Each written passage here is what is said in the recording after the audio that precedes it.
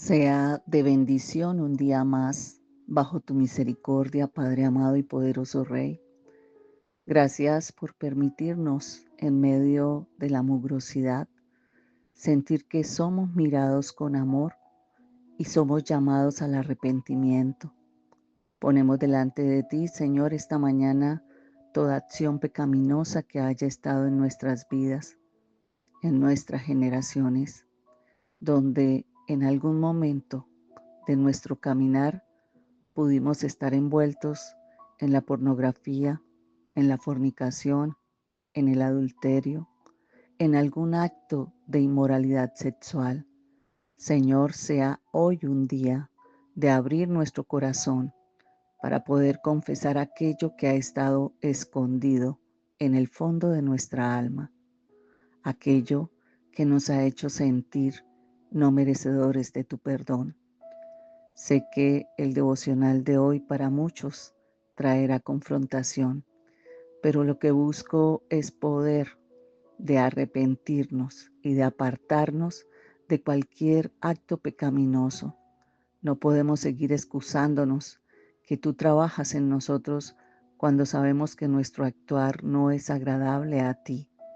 Ayúdanos a ser limpiados, purificados, santificados, liberados, para que podamos ser no solo salvos, sino llevados a esa vida eterna que muchos que en ti creen anhelamos.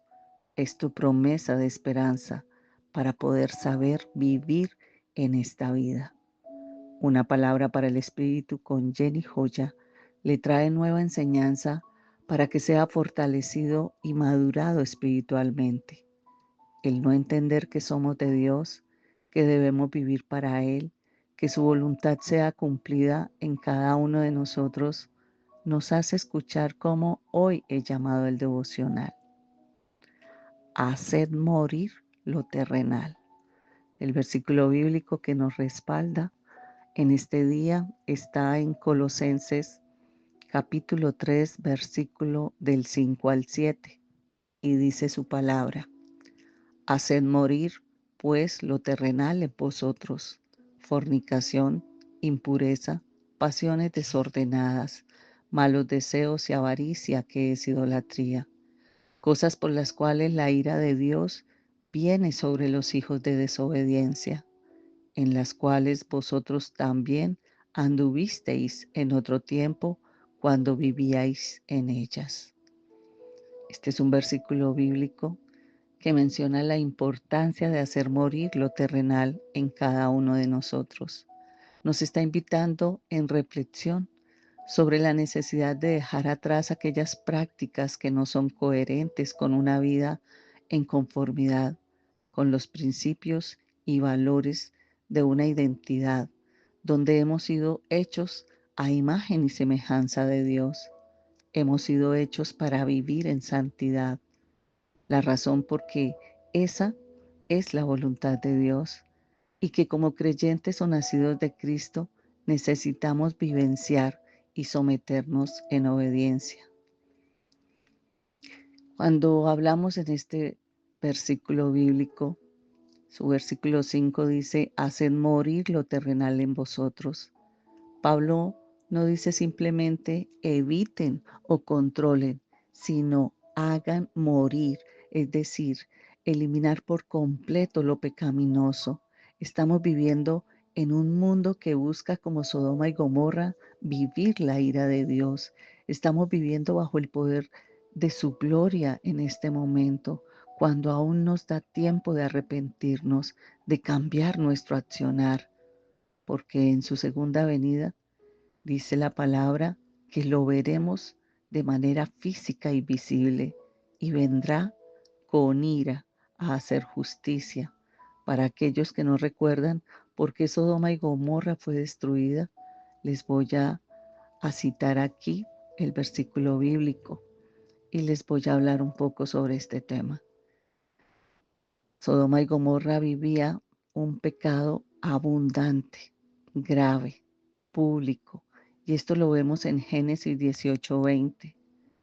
En la Reina Valera 1960 dice la palabra: entonces Jehová le dijo: por cuanto el clamor contra Sodoma y Gomorra se aumenta más y más, y el pecado de ellos se ha agravado en extremo. Dios habla de clamor, es decir, la maldad de esta ciudad gritaba al cielo. Su pecado era constante, extremo. Probablemente también ya causaba sufrimiento a otros.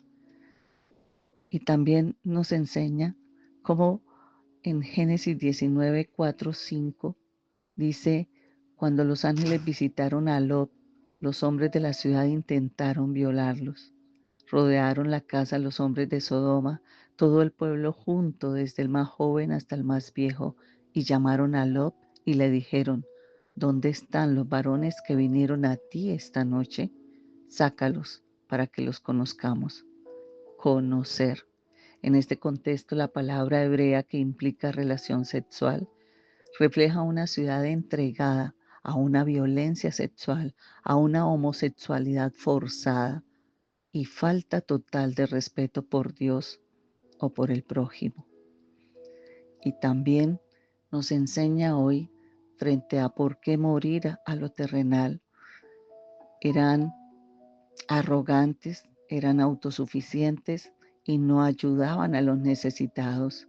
En Ezequiel 16, 49, 50, Dios hablando de Sodoma dice la palabra, he aquí que esta fue la maldad de Sodoma tu hermana, soberbia, saciedad de pan y abundancia de ociosidad tuvieron ella y sus hijas, y no fortaleció la mano del afligido y del menesteroso, y se enorgullecieron e hicieron abominación delante de mí, y cuando lo vi, las quité.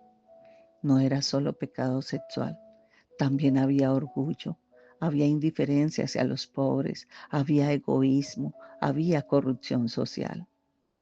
Y también nos enseña en Génesis 18 que no había ni siquiera 10 justos en la ciudad. Abraham intercedía por Sodoma y Dios aceptaba no destruirla si se encontraban allí solo 10 justos, pero ni siquiera había eso. Y esto demuestra la decadencia total. Ni una pequeña porción de personas fieles quedaba allí. Y dice su palabra en 2 de Pedro 2:6, Dios los destruyó como advertencia a las generaciones futuras.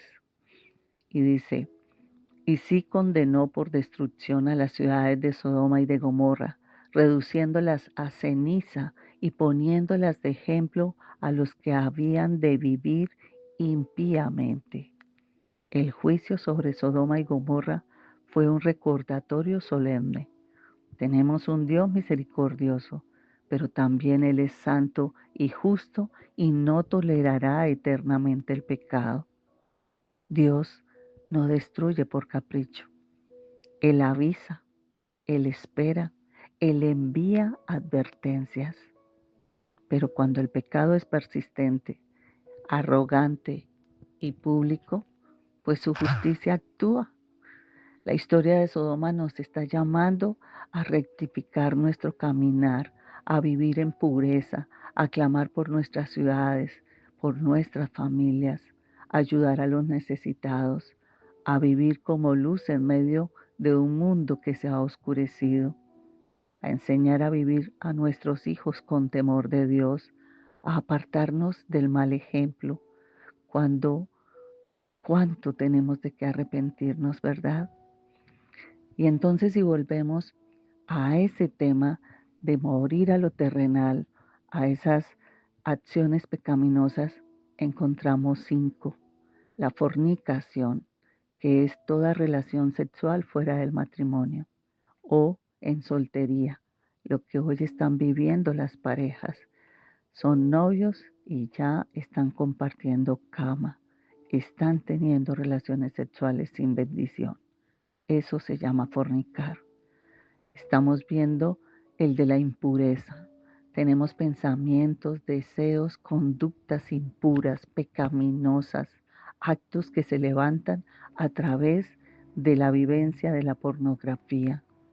¿Cuántos esposos son esclavizados a esta inmoralidad sexual y son sometidas sus esposas a actos de pornografía, a las pasiones desordenadas, las emociones dominadas por el deseo y no por el espíritu, a los malos deseos, a esas ansias internas que busca el placer sin límites ni moralidad, y a la avaricia, al deseo desmedido de tener más, que aquí se compara con la idolatría porque está desplazando a Dios como el centro de nuestra vida. Todo esto describe el egoísmo desenfrenado del ser humano que vive sin Cristo, porque se ha centrado a vivir en sí mismo, en el placer y en el tener. Y dice su palabra en el versículo de Colosenses 3, 5, 7, en el versículo 6, por estas cosas viene la ira de Dios. Y estas actitudes y pecados no son pequeñas faltas, sino que ofenden directamente a Dios. La ira de Dios es su justa reacción contra todo lo que destruye al ser humano y se opone a su santidad. Pablo nos recuerda con gracia que los creyentes antes vivían así, pero ya no podemos hacerlo. El creyente verdadero no practica pecados de este estilo de vida para mantenerse excusado. ¿Por qué? Porque ha nacido de nuevo a partir de la obra de la cruz.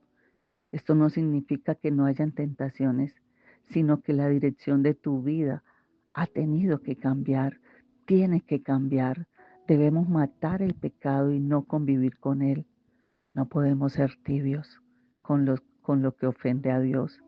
El pecado se combate con decisión, con cortar, con renunciar, con huir, con resistir a no caer.